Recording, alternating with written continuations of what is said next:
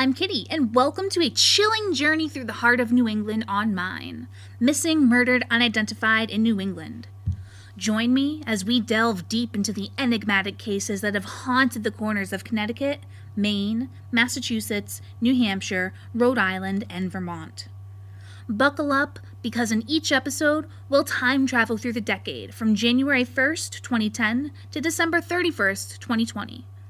Some stories will keep you on the edge of your seat for longer, while others will be quick, tantalizing glimpses into these mysterious tales. The truth is, these cases often shroud themselves in secrecy, leaving us with only fragments to piece together. As we embark on this haunting journey, remember that all the research, storytelling, opinions, and even my inevitable blunders are mine alone. I promise to keep you in the loop with updates and corrections whenever possible.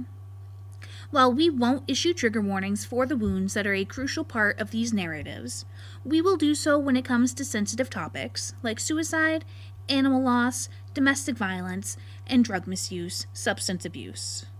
So stay tuned, stay curious, and let's uncover the untold stories of New England together.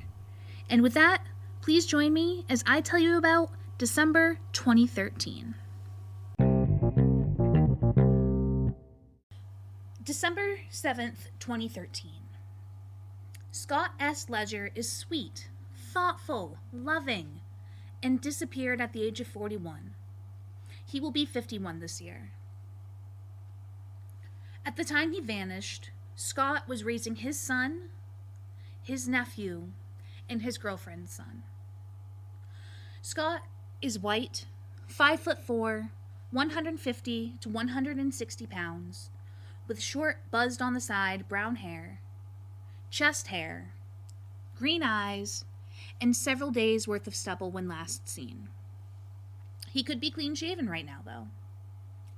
Scott has a vertical scar about 6 inches long on the right side of his back.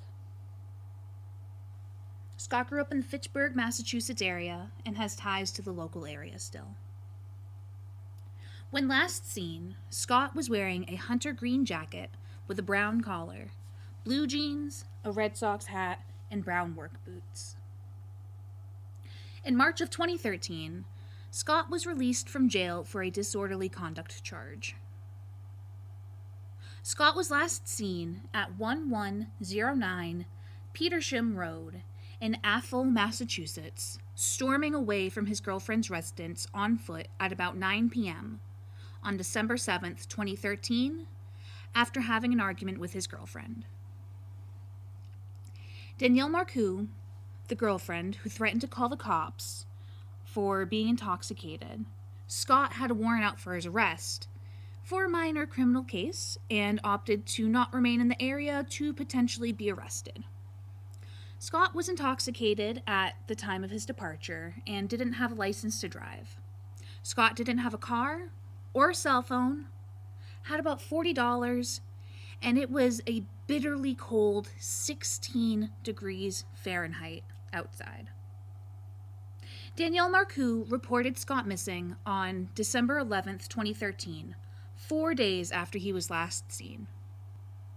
3 sets of police and tracking dogs, 2 searches with police and fire, were conducted where they scoured the woods in the local surrounding area of Scott's last known whereabouts.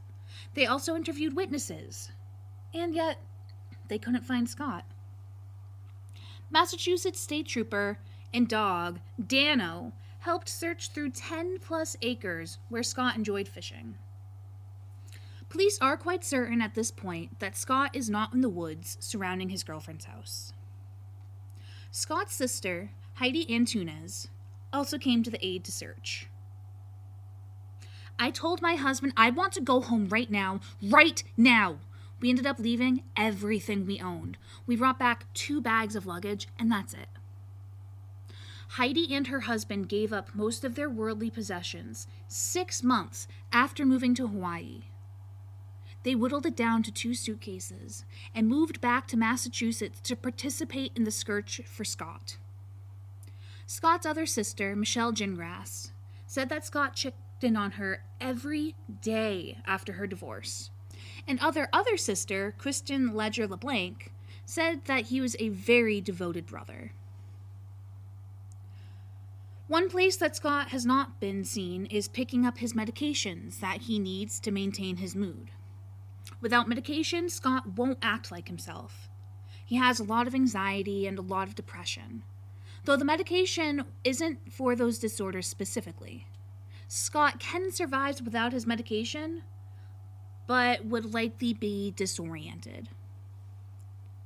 Scott either met an end due to the elements, or foul play was involved. 3 exclusions have been made in the time since Scott seemingly disappeared into the universe. One in Bland, Virginia, on August 14, 2015. One in Cuyahoga, Ohio, on May 23, 2014.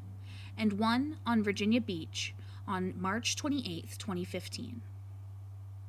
Please call 1-978-249-3232 if you have any information on the disappearance or whereabouts of Scott Ledger. December 31st, 2013. Lawrence Forbes McIntosh left home at 6 to 6:30 p.m. on New Year's Eve to grab party supplies, and made plans like nothing was wrong. However, Lawrence never returned from that trip to his home in Windsor Locks, Connecticut. Lawrence is white, 5 foot 10 inches, 245 pounds, with brown hair and brown eyes. Lawrence was 52 and will be 62 this year. Lawrence was last seen wearing white sneakers with blue jeans and a gray jacket. Lawrence left in his car, wearing his wedding ring, had his keys and wallet, none of which have been recovered. On January 2nd, 2014, in East Windsor, Connecticut, at 100 Bridge Street, at the Rite Aid in Geisler's Plaza, Lawrence's 2004 silver Suzuki with the license plate 852FED was impounded by Windsor Locks Police Department. A silver alert was issued for Lawrence. In Connecticut, a silver alert can pertain to a missing child under 18 years old, or a missing person between 18 and 65 who has mental health issues, or for someone who is over 65. In Lawrence's case, he was under emotional distress, and police think that it is highly likely that Lawrence tried to harm himself. If you have seen Lawrence McIntosh, please call 1-860-627-1461, extension 158. If you have any questions, complaints, or concerns about the podcast you encountered here today, please message me at minepodcast@gmail.com. That's mine with 2 M's, 2 I's, 1 N, 1 E at gmail.com. And thank you so much for listening. Later, y'all.